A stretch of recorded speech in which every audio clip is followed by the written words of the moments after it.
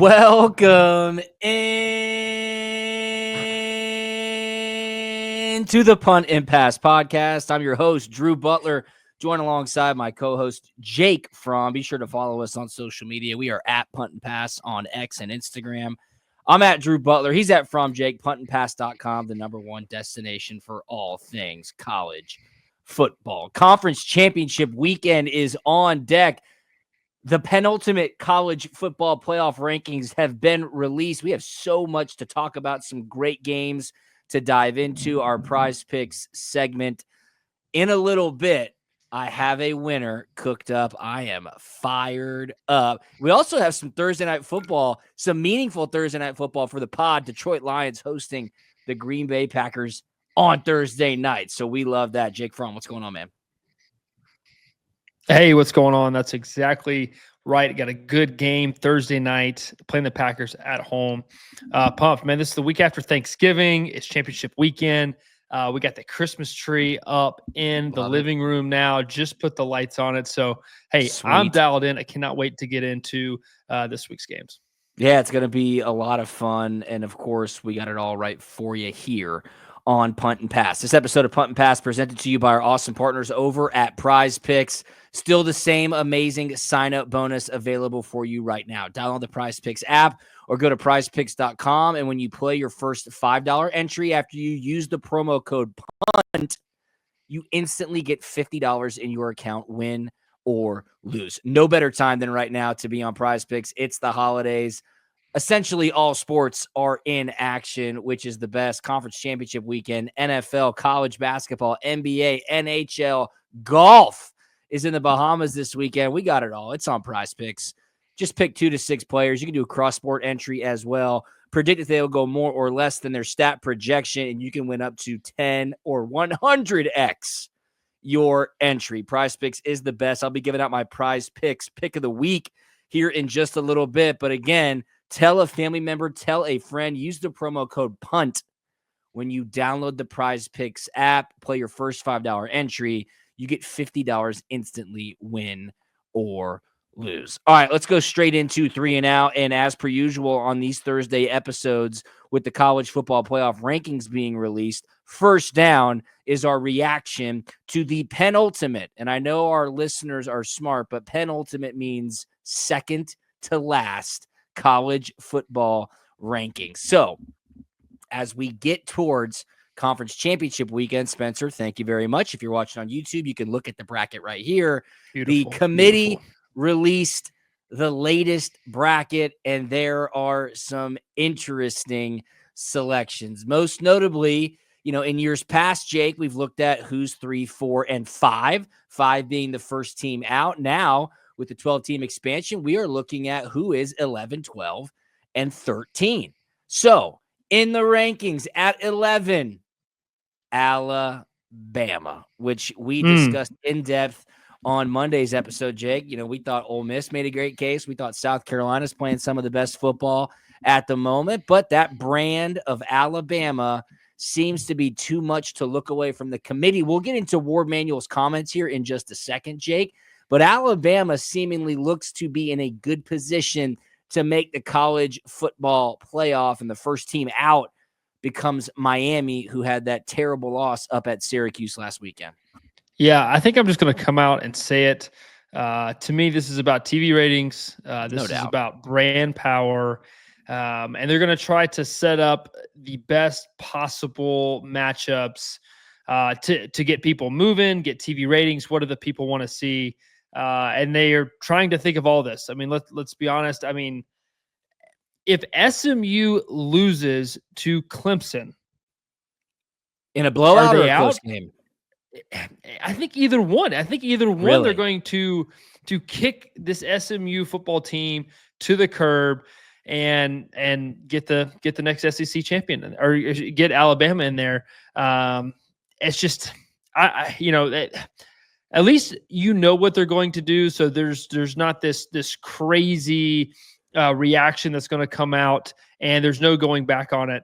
So they get to hear from everybody exactly kind of what the fire back is, but I don't think they care, because they love their Alabama. They love that brand recognition, and they have the opportunity with Jalen Milroe, one of the best players in college football, to go out and he can completely take over a football game. Yeah, when he gets going, he's electric. There's no doubt about it. You said two things. You said brand power and you said TV. And if you're looking on YouTube right now, Jake, just go ahead and tell me who they have Alabama playing and where that game is at in the first round. Oh, of course. They're getting a 2012 college football championship rematch, Alabama versus Notre Dame. So, in South Bend. I mean, does it get any better than that? I don't know. I mean, just no. I mean, that's a great matchup. Exactly. And who's the matchup? But who's the matchup on top of them? Tennessee, Ohio State. I mean, that's a great matchup. I think, regardless of where the rankings roll out, you can clearly see what the College Football Playoff Committee is doing with how they're seeding these teams. Alabama's 11. They get into the playoff in this scenario. And keep in mind, Notre Dame is the 4th ranked team per the College Football Playoff rankings. But since they are not in a conference, they are ineligible to get a bye week into the quarterfinals. So they become the highest ranked or the second highest ranked team because Penn State's 3. They, of course, have to play in the first round as well per this bracket. Notre Dame cannot get that bye week, so they host a game, and here it's against Alabama. It also seems to me, Jake, like the committee is making it very clear they want these first-round games to be in or north of the Mason-Dixon line. Arizona State slated to play in Happy Valley at Penn State. Tennessee slated to play in Columbus, Ohio at Ohio State. Alabama in South Bend. And then, of course, in this projection, Indiana comes down to Athens to take on Georgia. I feel bad for Reese Davis, and I give him a ton of credit because, one, he kept Ward Manuel's feet to the fire last night. We're going to play a couple of clips here in just a minute. But he was almost dumbfounded at what Ward Manuel, the chairman of the College Football Playoff Committee, was saying on the ranking show last night. He was like, hold on a second. Hold on. He was like cutting him off. And he was saying, I just want you to make it very clear what you're saying so our audience is sure that you mean what you're saying, because it was almost so outrageous that Reese Davis couldn't believe what he was hearing. But I feel bad for him in the sense that, Jake, as they start the show, there are like 15 disclaimers that he has to get out about how the bracket works. Hey, Notre Dame, not in a conference. They can't get a bye game. Hey, listen, Boise State, they are higher ranked than the Big 12 champions, so they would get a bye week and go into the quarterfinal. Hey, listen, I mean, like, it is so poorly constructed how they've put this together. I feel bad for the casual fan because it's so confusing. But with all that being said, and with as much as I can bitch and moan about what is happening week in and week out, this does look okay. If this is how it rolls out, I'll just say that. Yeah, I mean, like you said, you have some great matchups. I kind of feel for Tennessee a little bit on this one. To me, I think you could 100% make the case to switch the rankings between Ohio State and Tennessee, and then that would put Tennessee at home versus Ohio State. Could you imagine? I mean, Rocky Top in that kind of environment with the stakes being that high. I think that would be absolutely unreal. I mean, obviously going up and playing at the Shoe would be great too, but I don't know, man. I kind of want to throw Tennessee a bone and just see what they do with it. You know, do they take advantage of what we're offering here, or do they just kind of, crap down their leg? I don't know. It's going to be a great matchup to see. As far as how this bracket works out, if SMU beats Clemson, I mean, that's a great spot to be if I'm Alabama. I got to play I got to go play an untested Notre Dame team. Yeah. And then I get the ACC champion. And then I'm back playing with the big dogs, Georgia and Texas, but I'm in the semifinal and I just slip up and win that one game then I'm in the dance. So I don't know. I think there's going to be a really cool run that we're going to see, and I think it's going to come down to where you end up here in this bracket. There's no doubt about it that Alabama is a huge SMU fan this weekend. They just want this bracket to stay clean. They don't want Clemson to shake things up. I believe Clemson right now is the 14th or 15th ranked team. But if they win the game, they're going to get in as the ACC champion. That would shake things up.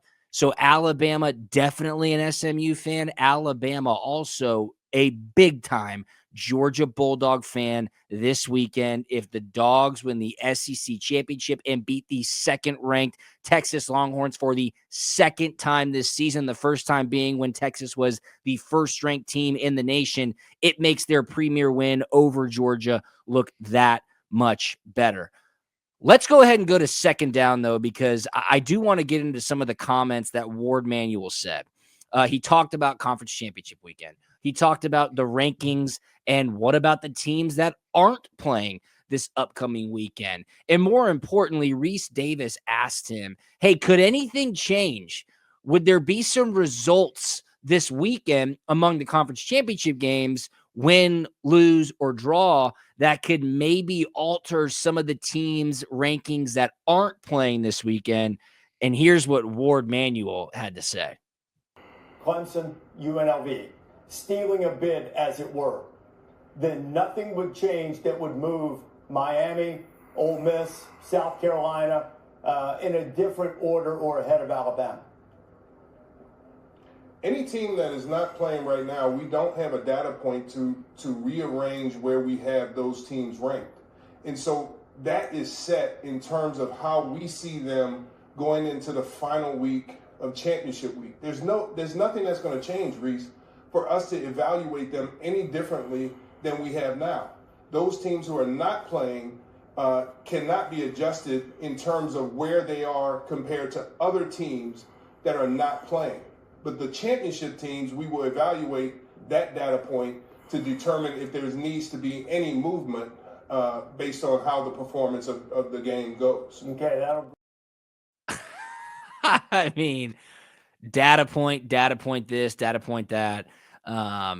It is set. He said that. It is set. We won't be able to reevaluate what we have because there are no more data points for the teams that aren't playing this weekend. So I took that as, if you are not playing this weekend and you're in the bracket as it's projected per Tuesday night's rankings, you got to be feeling pretty good about your situation, Jake.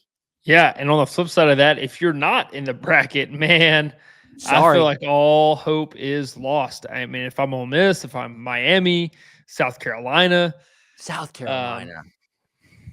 Ole Miss. I mean, we went over this ad nauseum on Monday's podcast. Like a real, I think, a nuanced discussion, stats based, as to how Ole Miss has a case, as to how South Carolina has a case. You know, X, Y, and Z, Miami. Any of these teams. And essentially they're on the outside looking in. And the committee said last night, like, sorry, tough, deal with it. And to me, that's just a tough pill to swallow. Yeah, man, it is tough. I would be so curious to see on a neutral site, Ole Miss versus Alabama, what Vegas would have the line at and who would be favored. I'd be so curious to know that.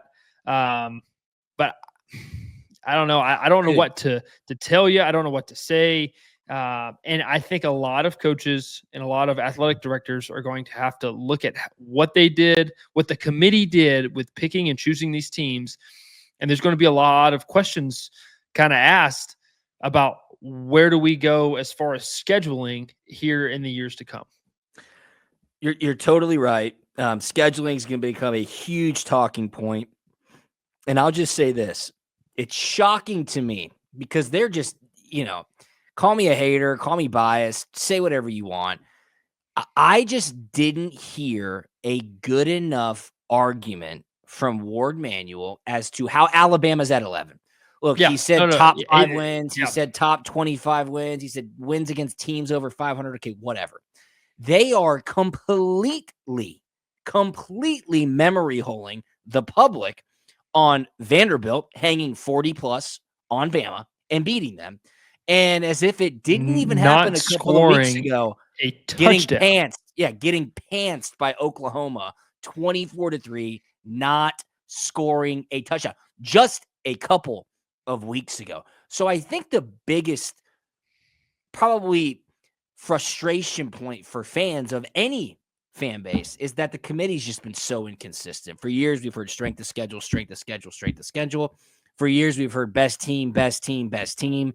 Now we're hearing data points and wins over top fives and good or bad losses. They're all over the place, Jake. I've got no faith in them. And to me, it's just bizarre how they've given Alabama this pass and been like, well, they've had a couple of good wins. I mean, okay, they've had some horrible losses. Yeah, you're exactly right. Few good wins, yes. Now, I mean, the LSU win was fantastic.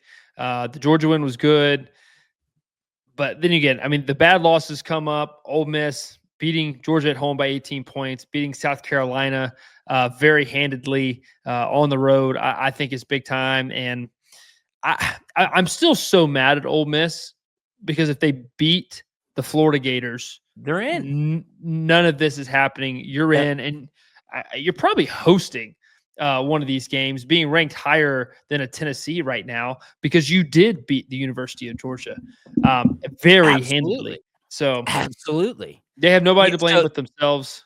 Yeah, and Ole Miss lost to Kentucky, man. I know, inexcusable. And you know what? Like, thank you for bringing that up because that ultimately is like the final argument. And the same goes for Miami. Like, beat Syracuse last week and you're in. Like, you are in if you beat Syracuse last week. Ole Miss beat Florida, beat Kentucky, and you're in. So good point. I appreciate you bringing that up to me. They've got to be kicking themselves in the ass so hard right now. And I feel terrible for South Carolina because that game from LSU was absolutely that's what I'm saying. Well, think about South Carolina's 3 losses. Yeah. The Ole Miss one, okay, you didn't wake up and you played a good team. Bad loss. And you got beat. Okay. That same team that beat you bad beat the University of Georgia pretty dang bad. Yep. You lost on the road to Alabama by 2 points, who's in the college football playoff. And then that crazy and crap call against LSU, man, at home. And that's it. Those are your 3 losses. You're done. Crazy. Let's play a little bit of what Shane Beamer said. He was asked about it on Wednesday, reacting to the rankings when South Carolina seemingly has no way to get into the college football playoff. I mean, what is surprising that the committee doesn't really seem to take strength of schedule as an important criteria, or what would you say about that? I would say it's very surprising. Ward manual, if I hear the word data point one more time in my life, I may throw up. But there's a lot of data points that they apparently take into make their decisions. But I'm not sure strength of schedule is one of them, because I don't know how you can go play Clemson last week in the biggest game in the history of the Carolina-Clemson rivalry, win a game over a team that's ranked higher than you, and move up 1 spot. And another team can beat a team that's not even going to a bowl game and move up 2 spots. Or how you can sit there with a straight face and say that the results of this weekend don't matter. I would say a Clemson team that has a potential to be an ACC champion, having a loss on their home field to a team like us, that's a pretty freaking strong data point. I totally agree with him. And again, he's just pointing out the inconsistencies of the committee. It's as simple as that. Man, I'm feeling for him. My heart goes out to him about all these data points, man. At the end of the year, when it matters most, you win and you get in. They beat in a rivalry game a higher ranked Clemson.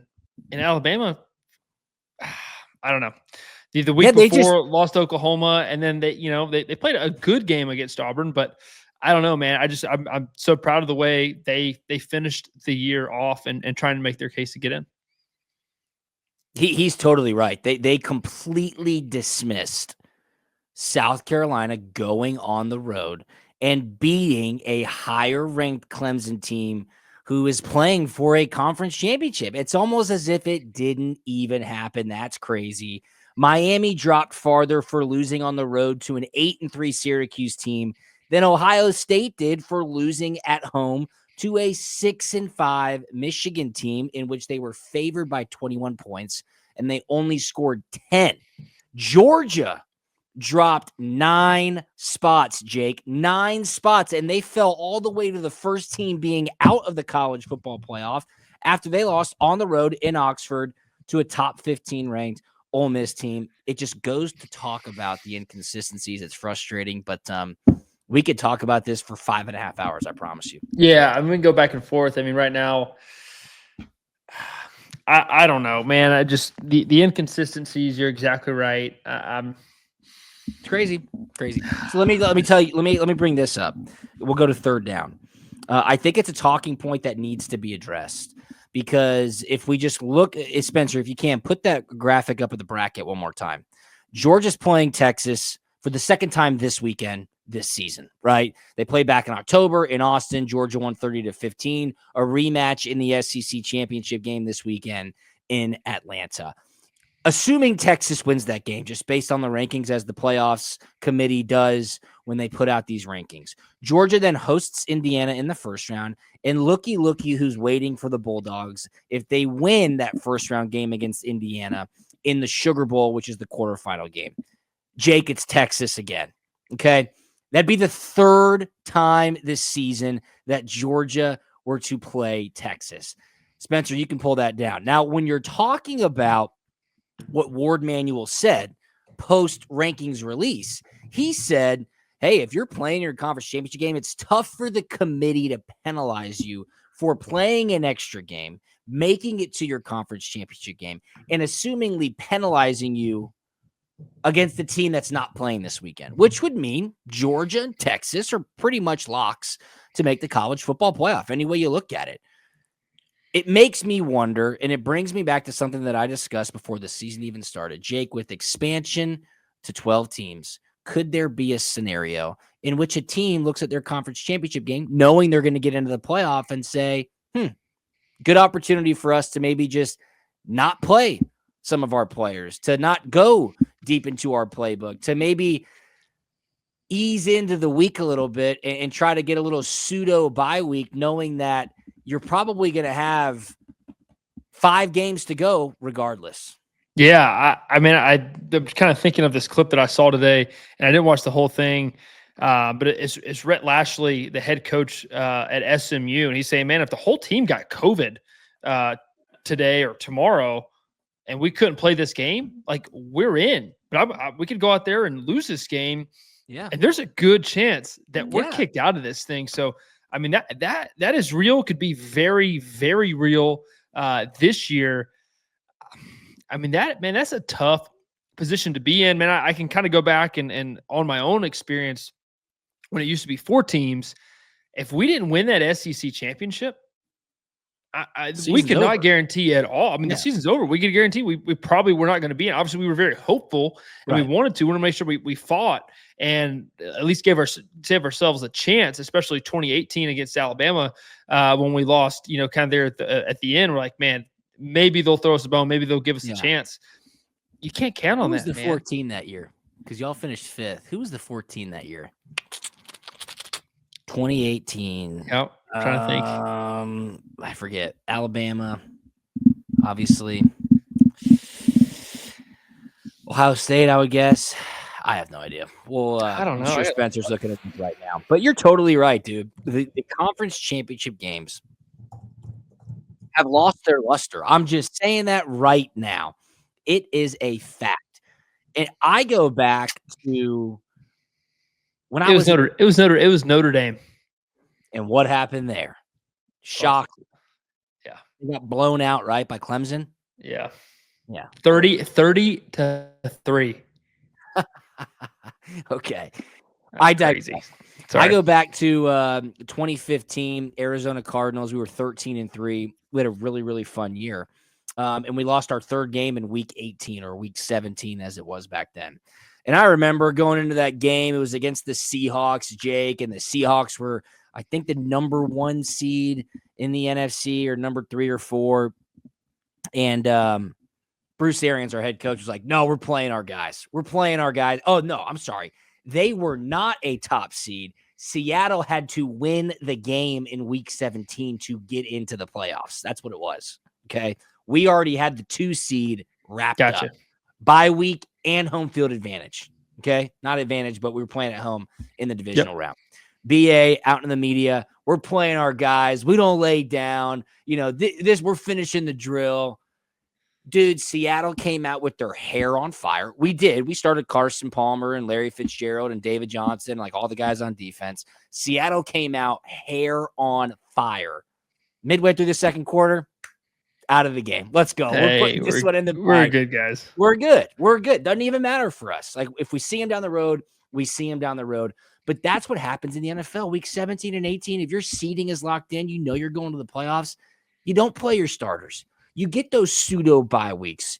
You take care of your team. I just feel like sooner rather than later, we're going to see that in the conference championship game. Call me crazy, but I really do think that's that would be crazy to see. Just because I know when I was playing, and even now, man, how sacred an SEC championship is. Man, to have and to hold and to cherish forever. Yes. Right? Which you have. Absolutely. And then it could just be another thing and not matter anymore. And I hate just kind of just tainting that reputation, but very possible. Like you said, there's a lot of sense it makes late in NFL seasons to do those kind of things. Man, give your body a rest. It is a long season. Guys are grinding. Man, yes, and to making that final push, there's a lot of bumps and bruises, let me tell you. And guys need that week off, and they could be completely different human beings given a week's rest. So it makes a lot of sense to do that. No, you're exactly right. It's going to be fascinating to see. And let me just put a little disclaimer out. I'm making this statement, but undoubtedly the SEC championship game is going to set viewership records this weekend. It's just the way it is, people. We're all going to tune in. I'm sure the game will be great. I'm just making a forward-looking statement. So That's right. Please present me with some grace as I try to entertain here on the Punt and Pass podcast. Hey, this episode of Punt and Pass presented to you by our awesome partners over at Prize Picks. Again, download the Prize Picks app. Use the promo code PUNT when you play your first $5 entry. You get $50 instantly into your account, win or lose. Here is the conference championship weekend Punt and Pass Prize Picks entry of the week, and it's a really good one. I like it. It's a very good one. It's going to hit, no question about it. Allow me to start in the SEC championship game. Carson Beck's been playing really, really good football as of late. I think one of the reasons why is because the play calling, we'll get into that when we go inside the 5, but the way Coach Bobo and the offensive staff has been allowing Carson to roll outside the pocket, move around. I think it allows him to see the field better. But Jake, I think it gets the tight ends more involved, which helps everything hum a little bit better. Oscar Delp, more than 15.5 receiving yards this weekend in the like it. It's one catch, Coach. That's one catch, Coach. Oscar Delp, Georgia tight end, more than 15.5 receiving yards. Backing up to the Big 12 championship game, Arizona State versus Iowa State. Arizona State, great story, 10-2, a lot of fun to watch. Their running back, Cam Scatabo, this dude gets after it.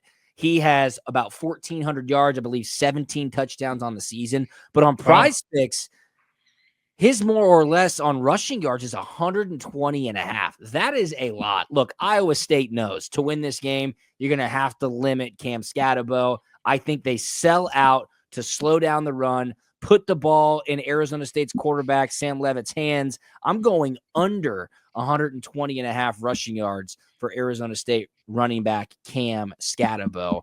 And we're going with one of my best buddies throughout the entire season on Prize Picks. Friday night, Mountain West Championship, Ashton Jeanty, Heisman finalist, more than 1.5 rushing and receiving touchdowns. He will be getting in the end zone. UNLV Boise State's going to be a fun game to watch on Friday night at 8 p.m. We'll dive into that quickly inside the 5. But Ashton Jeanty going back to the well, more than 1.5 rushing and receiving touchdowns. So the Punt and Pass Prize Picks Conference Championship Weekend entry of the week. Oscar Delp, Georgia tight end, more than 15.5 receiving yards.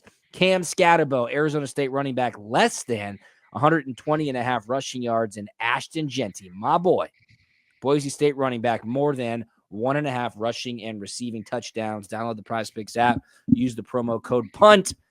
You instantly receive $50 upon your first $5 entry.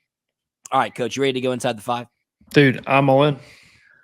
Let's do it. We'll start Friday night in the Mountain West Conference Championship game. This game's in Boise, Idaho, 8 p.m. Eastern on Fox Friday night. 20th ranked UNLV takes on 10th ranked Boise State. Boise State right now a 4-point favorite. 57.5 is the total. Look, this one could throw a wrench into the college football playoff bracket. Boise State's a favorite right now. They're ranked 10th. Do you think they get the job done? Because UNLV's been pretty hot as of late. No, they're hot, like you said. With all this on the line, and they have, to me, the Heisman Trophy winner.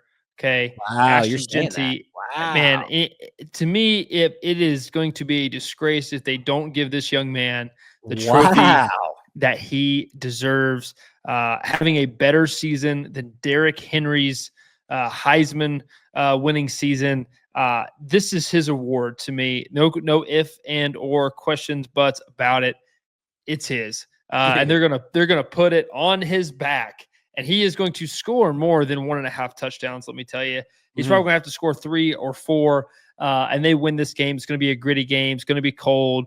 Physicality wins this football game, and nobody does it better than Boise State. Ashton Genty on the season, 312 carries, 2,288 yards. That's good for an average total of 7.3 yards per carry and absurd. 28 touchdowns. That's absurd. one hell of a season. It really is absurd. Jake Fromm on the record saying this Heisman Trophy goes to Genty. He is deserving of the Heisman Trophy. Look, UNLV's been a good story. Remember, they got caught up in some of that NIL drama like in week 2, 3, or 4, right? when Matthew Sluka just walked away from the team, the starting quarterback. But Hodge Williams, I believe, is his last name. I'm going to get that for us right here so I make sure I don't butcher it. He has picked up the pace big time. Big time. Hodge Malik Williams, he's had a great season. He's from right here in Atlanta, Georgia. Almost 1,800 passing yards, 17 touchdowns to 4 interceptions. Wow. They lost to Boise State back on October 25th, 29-24. That game was in Las Vegas. I'm with you, Jake. Boise State, 7-0 in conference, 11-1 overall. Just give it to your horse, Ashton Genty. Let him get in the end zone 4, 5, 6 times. Make sure that 1.5 rushing and receiving touchdown goes more than for your boy DB. But you and I are on the same side. Boise State, I'll lay the 4 with the Broncos. All right, let's go to this Big 12 championship game. It's at noon Eastern on ABC this Saturday in Arlington, Texas, Jerry World. 16th ranked Iowa State takes on 15th ranked Arizona State. Right now, Arizona State, a 2-point favorite. Drew, I'm going to be honest, man. I feel like I've done a really good job of keeping up with everybody in college football. Pretty obscure teams. They're just off the radar. Man, I'm going to be honest. The closest that I've come to watching Arizona State play football this year was on one of our away games, and we were going over the script, and they happened to be playing in the background. And I said, why on earth do we have this game playing right now? So, Coach, I don't know, but give me Arizona State. Okay. You know what? Give me the Cyclones. Okay, there he is. I got some stats for you. I got some stats for you if you want to hear them before you Coach, give out your conviction. You know what? No, you keep your stats. I'm going with my gut, and my gut says Iowa State here, Coach. All right, Arizona State, one of the hottest teams in the country, winners of their last 5. The Sun Devils 10-2 straight up this season, but also 10-2 against the spread, which was the second best mark in the country. Favorites in the Big 12 title game have gone 5-2 against the spread in the last 7 championship games. I mentioned Cam Scatabo. He's having a great season, 17 touchdowns on the ground. But I really like Rocco Becht, Iowa State's quarterback. This dude can sling it. He had a really solid year as well, Jake. 20 touchdowns, just 8 interceptions. Matt Campbell, Iowa State's head coach, very, very solid throughout his career as an underdog. I'm going to lean on the defense here. I think Iowa State's defense is a little bit better. Matt Campbell in the past has had an opportunity to sniff the college football playoff. That was a couple years ago where they lost in the Big 12 championship game. They get some revenge here. I like Iowa State. Give me the 2 points. I think the Cyclones win the game. They will be in the college football playoff. All right, let's go to the S. Go ahead, please. Also, okay, I knew I was right about this. Iowa State had their first 10-win season ever in program history, beating Kansas State last weekend. So that's right. That's a big deal. It got a lot of momentum. Huge. And I cannot believe they hadn't done that. I mean, they had Brock Purdy there. I know. Crazy. Yeah, and Seneca Wallace, like they got some great names back in the good day dudes, man. of Iowa State. All right, let's go to the SEC championship game, 4 p.m. Eastern time, ABC in Atlanta at Mercedes-Benz Stadium. 5th-ranked Georgia, 2nd-ranked Texas. Right now, Texas a 2.5-point favorite. This total 49.5 points. Jake, what are your thoughts here, man? What are your thoughts? Man, I mean, a lot of thoughts right now. I think Texas is a better and more tested team than they were earlier in the season. I think they were kind of eating their own cheese a little bit, so to speak, and they just kind of thought their crap didn't stink. They were just taking in everything everybody wanted to say good about them, and they were believing it to a T. They got humbled a lot at home in front of 100,000 people. They're different. Now, Quinn Ewers, he's a little banked up, got a bad ankle. How much does Arch Manning play? Is he going to have these red zone packages, doing some zone read stuff? Or is Quinn Ewers going to have a short leash like he did in that first game? Stuff's going a little haywire. Hey, let's throw Arch. Now he's a little bit more battle tested. Coach, I don't know. I just know the run game plan for Texas was put on easy display last week when Georgia played Georgia Tech. Yeah. I think defense has to bring a lot of physicality. We need Carson to play his A game, get him in the groove early. Like you said, move the pockets. Let's get completions. I mean, this is going to be a long and grueling game. Kirby always said these SEC championships, man, we're up and down, and it's a roller coaster of emotions, and you have to be able to sustain for all 4 quarters. So how does a defense, because you bring up a great point, I really haven't even thought about that as much as I probably should when I'm handicapping this matchup. Georgia Tech laid the blueprint out. This is how you attack Georgia's defense if you want to run the ball against them. Like, what does Glenn Schumann and that defensive staff do to be like, hey, we have to shore this up, or Wisner's going to go for 250 on us inside Mercedes-Benz Stadium? Yeah, I think. Is it like gap discipline? Is it winning at the line of scrimmage as far as just not letting – I don't know. Tell me. Yeah, there's scheme that goes in. I think they're hoping that Arch Manning doesn't play because he can do a lot of the things that Haynes King did last week as far as these zone read, these gap schemes. But they have to win at the point of attack. They have to win at the line of scrimmage. Their bigs have to dominate the line of scrimmage with their physicality and be able to two-gap, man. Linebackers have to see it. Smile Munnon has to play a great game, and Malachi Starks and Dan Jackson have to show up as safeties and be willing to put your body on the line and thump somebody there a couple yards deep from the line of scrimmage, like Dan Jackson did to finish and ice the game there last week. So that's what we're going to have to do on every single play. And offense is going to have to play keep away. They're going to have to take care of the football, and when you get down in the red zone, score touchdowns. Field goals don't win you SEC championships game. Touchdowns do. Yeah, you know that better than anybody, unfortunately. Quintravion Wisner, Texas running back, 33 carries, 186 yards a week ago against Texas A&M. You said it. Like, the linebackers are going to have to stay disciplined. You're going to have to win at the point of attack. So I guess my last question is, what went so right in Austin that allowed Jalen Walker to seemingly look unstoppable, where Quinn Ewers and Arch Manning both had that befuddled look on their face on the sideline? Like, Georgia's defense got shot out of a cannon. They were forcing fumbles. Quinn Ewers threw a pick. Like, what went so right as opposed to what we all saw go so wrong a week ago? Yeah, I mean, I have no idea, man. They were fired up that Oh game. my You know, God, it was incredible. you could ask me the same question of, hey, why was Ole Miss just Yeah. dominating us at the line of Yep. scrimmage when we That's went why on you the play road the and game. played them? You know, it's Yeah. like sometimes for whatever reason in those games, man, like some bigs, like whatever the defensive line, the offensive line, whoever has a little bit of momentum and has a little bit of savviness to them and gets that first taste of blood early and first, man, it just feels like that's a theme for the rest of the game.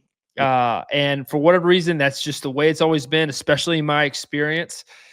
But man, you want to come out and you want to taste blood first, and you just want to be relentless for all 4 quarters.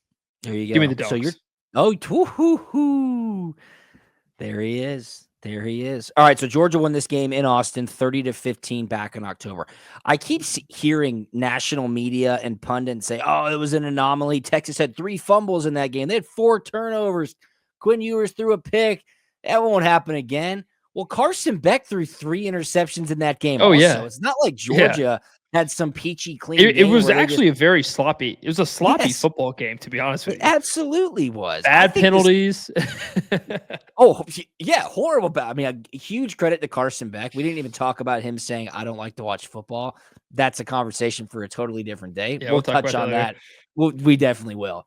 But big credit to him when people ask, like, "Hey, what was the most memorable part of the game in Austin?" He was like, when the fans started throwing shit on the field. Like, obviously, that was insane what happened. And the refs picked up a flag. Great memory, Jake. It was memory hold for me, as I said on my post on Instagram a couple months ago. But you're right. Horribly sloppy game. Craziness. I think this line is interesting. Texas being a short favorite. They lost this game by 15 points 8 weeks ago. Texas's defense is one of the best in the country. They just are statistically, physically, how they've played over the last couple of weeks. But I feel like their front seven is very similarly disruptive to Tennessee, which Georgia handled well at home with creative offensive play calling. Look, this is Georgia's 3rd time playing in the SEC championship as an underdog. The Dogs are 0-2 straight up in those previous 2 matchups. Jake, Georgia's 3-9 against the spread this season. That is abysmal. I've got some questions. Can Texas take advantage of the rematch? Can Carson Beck continue his good streak of play and not turn the ball over as of late? Will Georgia be slacking after an 8 overtime battle last Friday night? Here's what I do think. Okay. I think you're going to see Carson Beck move in the pocket. You said it. It just helps him when he's not stagnant, when he's not kind of just tapping his feet around inside the pocket, things collapse and he's forced to make bad decisions. When he's able to get outside, things happen. He sees the tight ends. Receivers get more open. It opens up the offense. I think that will happen. But more importantly, Jake, I think Georgia, creature comforts, Mercedes-Benz Stadium, they've been here. They've done that. You might just see a looser football team out there. You might just see a team play that has nothing to lose. Hey, we're in regardless. We may or may not be at home, but we're going to get a chance. And I think that could allow the Dogs to go out there. When you play loose, you play fast. When you play fast, you play good, however that saying goes. So I like Georgia too. Give me the 2.5 points for Georgia.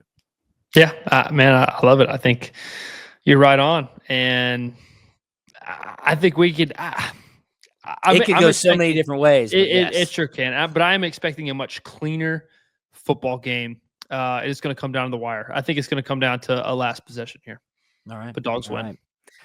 Okay, quickly. Big Ten championship game. Number 3 Penn State versus number 1 Oregon. 8 p.m. on CBS. Good for Gary and Brad Nessler getting this game. It's the Big Ten championship in Indianapolis. Right now, Oregon's a 3.5 point favorite. The total is 49.5.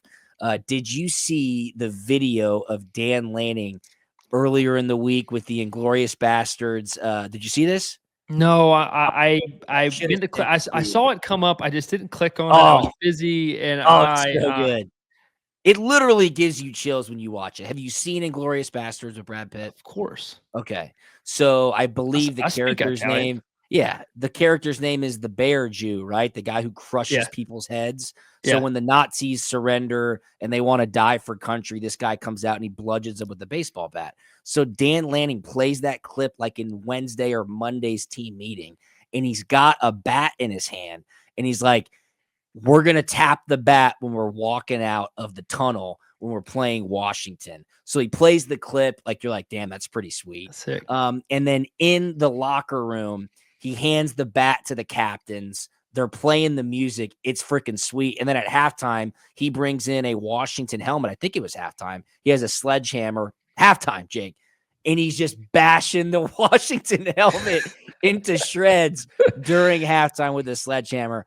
It was sick. Good for Dan Lanning. With all that being said, you got to go with Oregon here. I mean, James Franklin's record against top 5 opponents at Penn State and Vanderbilt is abysmal. 1-16 straight up, 5-12 against the spread. Penn State was 0-2 against the spread this season versus ranked opponents. So, I like Oregon. I like Oregon here too, man. Big Dan Lanning fan. I don't even think Penn State is prepared for this football game because they did not think that they were playing in this football game. Yeah, man, they thought Ohio State was going to go and cakewalk all over Michigan, and they had no chance. And they were getting ready to, to host and whoever it was going to be. But man, they were all making, plans to go home and visit the house and take 2 weeks off. Yeah, that's where they're at. And they're like, no. Hey, wait, come back to campus. Hey, we got to play at an ACC or a Big Ten championship. So their mindset's not right. It's Oregon, man. They're killers there. I know they are. They really are. They're killers. They're the only undefeated remaining team in college football. Think about that. Yeah. And for them to go on from here on out and win the national championship, that would be crazy to have an undefeated season in a season that's been chaotic all the way through. I think would be a huge thing and feat to accomplish here. Yeah, you're totally right. James Franklin, 7-25 straight up as an underdog. He has lost his last 9 games as an underdog. I just like Oregon's offense more, and I think Oregon's defense is going to bottle up Penn State's offense, make it a frustrating day for the Nittany Lions. Oregon's only allowed an average of 13 points per game in their last 6 games. So Jake and I are on the safe side. Oregon -3.5. All right, wrapping things up. ACC championship game, 17th ranked Clemson against 8th ranked SMU. 8 p.m. Eastern on ABC to wrap up conference championship weekend. Charlotte, North Carolina. SMU, a 2.5 point favorite. The total 55.5. Yeah, I think I'm going to go all the way back to the beginning of the year. Yeah, you got to stick with it. Absolutely. I got to stick with my guys. I'm going with Clemson here. I said that they would make a run for this, and don't be surprised when they find themselves into the college football playoff because they got good parts. They just got to put it together, and they figure out a way. You know what Clemson does under Dabo Swinney? You know what they do? They win. They win ACC championships. Is what they do. That is what they do. So don't be surprised when they win this football game and they find themselves into the college football playoff because that's exactly what's going to happen. You win this game, coach, and you're in. Dabo and his guys know that. Don't be surprised. Yeah, look, I totally agree with you. Clemson's familiar with this spot. They're a team that has enough talent to essentially say, guys, I think they have enough talent and belief to say we have a chance to get in and anything can happen. Dabo said it in one of his press conferences today in typical Dabo fashion. He was like, look, everything that we wanted is right in front of us. Y'all wrote us off. He's saying that, we weren't even supposed to be in this game. Y'all wrote us off. Well, we win this game. We're going to get into the playoff. And then it's just 4 more games. We could be national champions. That's what he's saying. He's like, you guys have to rewrite a bunch of your stuff. Y'all would hate that, wouldn't you? Like, that's what he was saying. And I go, you know what? He's kind of got a point. And Clemson awesome. Flash, they had a really, really good middle of the season. Of course, they had a super hard-fought game against South Carolina last weekend. But they're in because Miami lost. And I'm with you. Give me Clemson plus 2.5. I just think, again, being in that spot, Charlotte, they're familiar with it. They know what it takes to win a conference championship. And it would be a great story for Clemson to win the ACC championship. So we're on the same side there. Yeah, and I also want like a little bit of chaos for this committee. A little bit. Just I hope they win by a last-second field goal because that's what it would prove to be most chaotic. If SMU puts up a great fight, they look deserving, but Clemson wins, and hell, if Georgia wins or Texas, whatever, you just want the most chaos because I want that committee to have the most amount of egg on their face as they possibly can on Sunday afternoon. Can't wait. So I ask can't wait me to hear if I'm data petty or point one more not. I time. just answered. Exactly. All right. I've kept you for too long. It's conference championship weekend. You know we had to have a big show. Shout out to our sponsor, Prize Picks. Download the Prize Picks app. Use the promo code PUNT. That's PUNT, PUNT. Tell a family member, tell a friend. When you play your first $5 entry, you receive $50 instantly, win or lose. Our entry of the week, Oscar Delp, Georgia tight end, more than 15.5 receiving yards. Cam Scatabo, Arizona State running back, less than 120.5 rushing yards. And our buddy, Ashton Genty, Boise State running back, more than 1.5 rushing and receiving touchdowns. Lock that in. You will be a winner this weekend. Just use the promo code PUNT on Prize Picks. Follow us on social media. We're at Punt and Pass, at Drew Butler, at From Jake, puntandpass.com. Mr. From, anything on the way out, my man? Hey, tune in Thursday night. Let's go. Let's go, Lions. Lions hosting the Packers, an NFC North tilt for the ages. I will be so dialed in. I'll be rooting for the Detroit Lions. That's a fact. Appreciate everybody tuning in. Have an awesome weekend. Enjoy the conference championship games, and we will talk to you on Monday. See you. We out.